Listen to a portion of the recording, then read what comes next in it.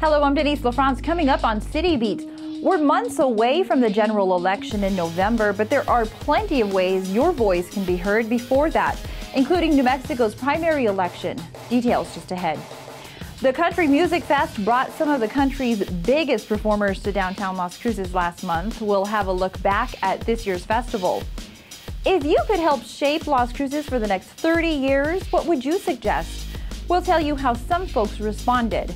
And Las Cruces is always looking to expand its filmmaking possibilities. Film director and teacher Ross Marks explained what could get the local film industry ramped up. Hello and welcome to City Beat for the month of May. You know the candidates, but who is your top choice for president? How about county commissioners, clerks, or treasurers?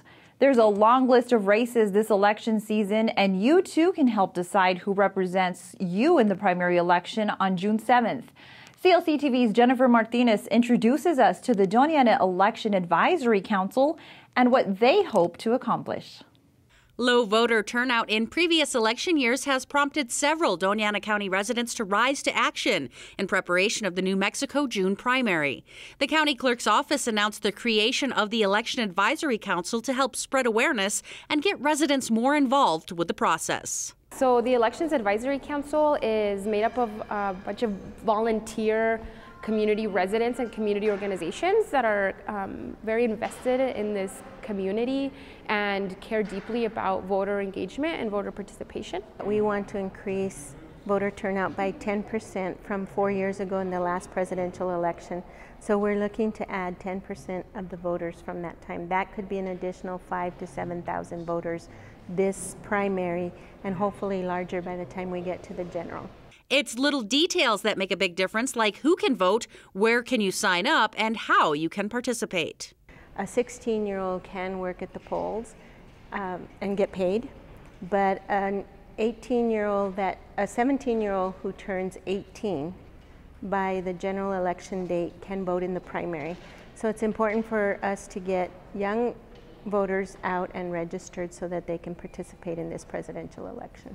If you would like to register to vote, you can head to the county building on Motel Boulevard where you can pick up your voter registration cards. If you can't make it to the county building, you can call the county and they can mail you one of these cards. Or you can head to our website, los-cruces.org, and click on the voting link. On May 10th will be the first day to vote here at the Government Center for Early Voting in person. That's also the last day to register for the primary. It's also the first day we'll be mailing out absentee ballots to people in Doña Ana County. Early voting goes through Friday, June 3rd at the Government Building during regular business hours, and on Saturday, June 4th from 10 a.m. to 6 p.m. Plus, there are several alternate early voting centers. June 7th is Election Day, and there are 40 different voting convenience centers for people to go to. I'd like the public to know that our group is a nonpartisan group of business people, community leaders, and just activists. And we meet every third Tuesday of the month here at the county clerk's office. And right now we have about 30 members, and anyone is invited to come and join us. I think people are intimidated by the process. I think people have been kept out of the process for a long time and are just waiting for someone to make that invite. And for us in the council, I think we're making that very much a priority and having these one-to-one conversations with folks across the county.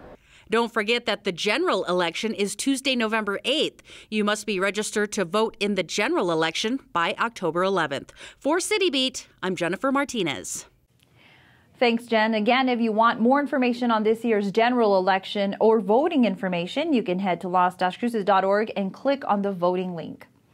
Another Las Cruces Country Music Festival has come and gone, but not without leaving a lot of memories behind. This year's bands included the Nitty Gritty Dirt Band, Leanne Womack, David Nail, Cam, Rick Trevino, Aaron Watson, and Las Cruces' very own Bree Bagwell. Here's a glance back at just some of the fun. Do you want to sing along? Yeah! You know what's so cool? If you turn, do you guys have those like flashlights on your phones? If you put those on, it looks so pretty. Yeah! Like tons of them. Like everybody do it. It's too close.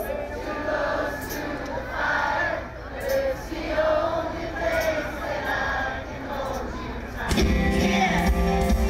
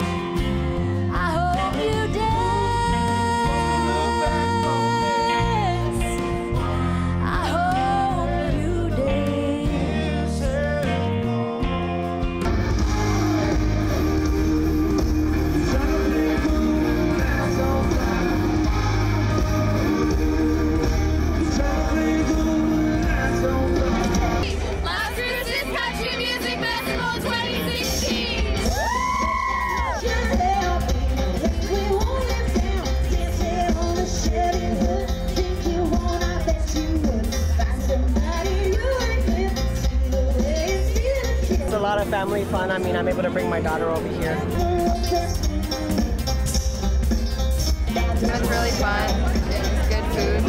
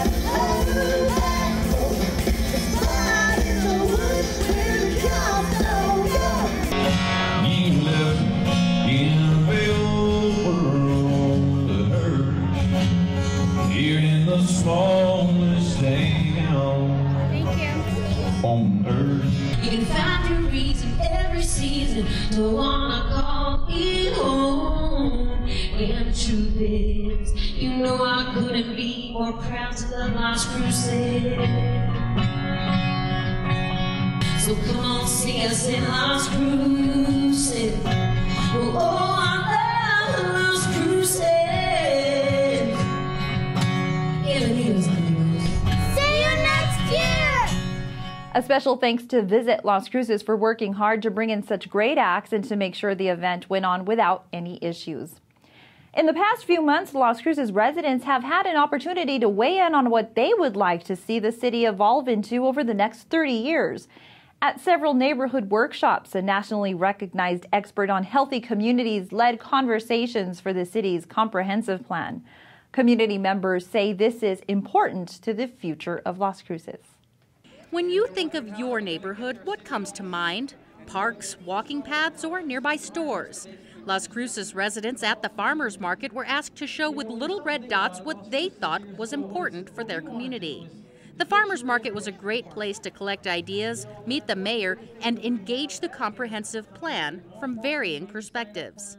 Plan for Las Cruces is an update to the comprehensive plan, which is the guiding document, or what we like to say the genetic code for how cities will transform over time. Dan Burden is an expert on rebuilding towns and cities. He and city planners held 6 district meetings, giving residents a chance to communicate their wants and needs. This downtown community visioning fiesta was the culmination of those meetings. I've worked now in 3,500 communities, or let's just say neighborhoods throughout America, every region, every state. And I find that there are certain commonalities of all people. And it almost always comes back to family and to place, wanting to celebrate place. But every neighborhood is unique and distinct. And so there are things that are very important in one neighborhood in the same town that in the next neighborhood, well, those aren't the most important things. I would say most people are very interested in having more walkable communities, communities where people can engage with each other in informal manners, not just at meetings or, clubs that they already belong to, but get to know their neighbors who they may not even know. Dan says he often hears that sidewalks are too narrow or that they're too close to the streets. And many people ask for communities to build more crosswalks or make crossing the street more convenient. These are just some of the things that could help planners build the city in years to come. And residents encourage others to just get involved. There are a lot of committees they can join. They can come to city council meetings.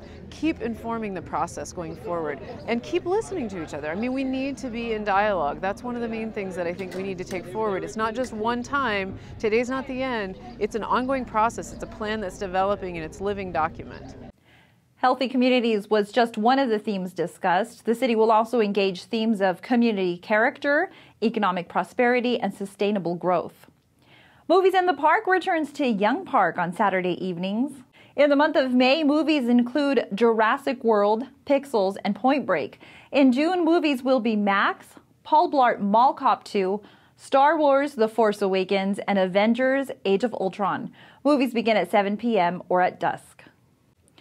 Remember, City Hall and other offices will close on Memorial Day, and you can help name the city's new downtown plaza.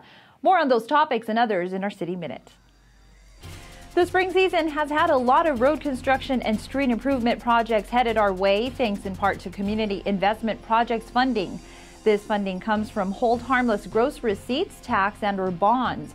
Several $1 million has been slated for Las Cruces streets for microsurfing, mill, and overlay projects and pavement replacement, in addition to the reconstruction of several streets that will begin this fall. City Hall and many city offices will close in observance of Memorial Day on Monday, May 30th. Police and fire services will not be affected. To see a complete list of closures, head to the news tab at las-cruces.org. And while you're on the website, the new downtown plaza is nearing completion, but it needs a name. The city is asking the public to submit their entries to name the new facility. The city's homepage has a link called Name the Plaza. Suggestions must include a name, contact information, and a reason why you chose it. Suggestions will be taken through Friday, May 27th. Renewed efforts are underway to market Las Cruces as a film production destination. Legislative funds have been appropriated to help build a soundstage in the area, and a new organization called Film Las Cruces has been formed to reach out to filmmakers. CLC TV's Udelvi Hill has more in this month's Hasta. Hello and welcome. Our guest for this edition of Hasta is Ross Marks. Ross teaches filmmaking at New Mexico State University's Creative Media Institute, and he's a feature film director who just completed his latest project, The Heart Outright. Ross, thank you very much for joining us on Hasta. Well, thank you for having me. Good to be here. Now, as a feature film director, you've proven that Las Cruces can handle large productions. So is it fair to say that we do have enough experienced crew to staff a major production? We're in a position now, fortunately, because of our university at New Mexico State University and the branch. We have CMI, the Creative Media Institute, and then we have at the branch CMT, the Creative Media Technology. So each year we're graduating hundreds of students that if the opportunity were in town to work on films, they could stay here and work. Okay, now you've addressed the crew capacity. What about the talent pool? Do we have enough experienced actors and actresses to work on one of these big productions? We do. We've got a heck of an opportunity through the theater community to generate actors for film. The Las Cruces Community Theater, the Black Box No Strings Theater, again the university through the theater department there. I personally teach acting for film at CMI, so I have students coming through my acting class. When we did The Heart Outright, we cast probably about 20 actors in the film. We brought in 3. So 17 were local, and they did a great job. So I do believe we have the actors in town to fill a film and do a really good job at it. And so one of the things that we've been hearing a lot about lately is the need for a sound stage. How important is having a sound stage in Las Cruces to attracting film production? Well, you know, we've got all these things in Las Cruces that are circling the film industry. We've got the film school at CMI, we've got the program at CMT, we've got a great network of local filmmakers. And I look at Las Cruces and equate it to Austin, Texas. Austin, Texas today is an exploding film community. And they've got a number of great filmmakers there. Robert Rodriguez is based in Austin, Texas. Richard Linklater is based in Austin, Texas. Terrence Malick is based in Austin, Texas. And they do have a soundstage. And that was really the big catalyst to getting the film industry going there, because they had it's not just what the soundstage does for the film community, which is create a place where you can shoot film and television, but it really becomes this big Kickstarter to get everybody enthusiastic, to get people excited, and demonstrates a commitment to wanting to be a home and a place to make movies. So I think the sound stage, it's what it represents. It represents, hey, we want to be in the film business. It's the film industry. I think last year in New Mexico was over $280 million. Oh, that's a lot. And if Las Cruces just gets 10 or 20% of that, that's $30 to $50 million in film. And there's a lot of people in this community that want to be making films, that are capable of making films, that want to act in films, that are capable of acting in films. And we just need that hub. We need that central point to say, this is where the film industry is based, and this is where it's going to happen. And the soundstage sort of represents that center point of which all film and television will grow. And is the same hold true for a backlot? I think a backlot is particularly important and gives us actually a competitive opportunity, the backlot, because what we have over Albuquerque and particularly Santa Fe is weather.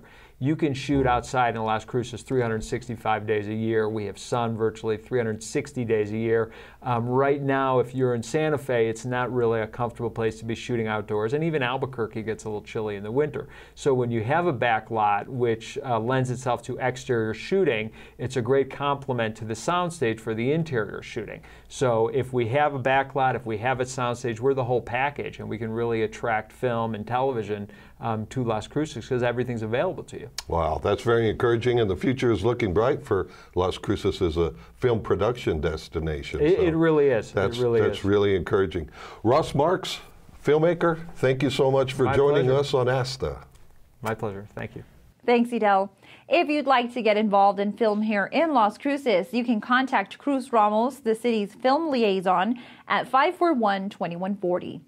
Well, before we leave you, each year the city's Public Information Office holds a video PSA contest for middle and high school students in the Las Cruces area. For 10 years now, the Public Information Office has sponsored the Student Video PSA, or Public Service Announcement Contest, for Las Cruces area students. The contest allows young people to showcase their creativity and have their productions air on CLC TV.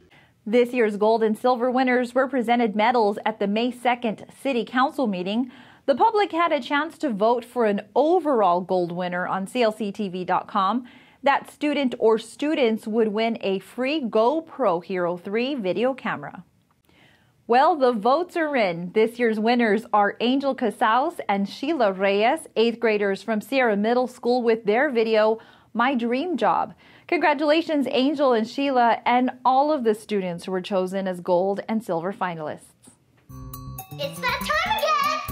Election day! If I'm president, I'll give everyone free ice cream and free puppies on me. I'll give all the less fortunate little boys and girls new toys.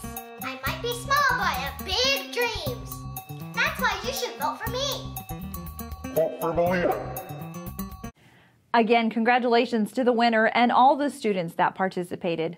Well, that's all for this episode of City Beat. Remember, tune in for live city council meetings right here Mondays at 1 p.m. Plus, all archived meetings and programs can be found on CLCTV.com.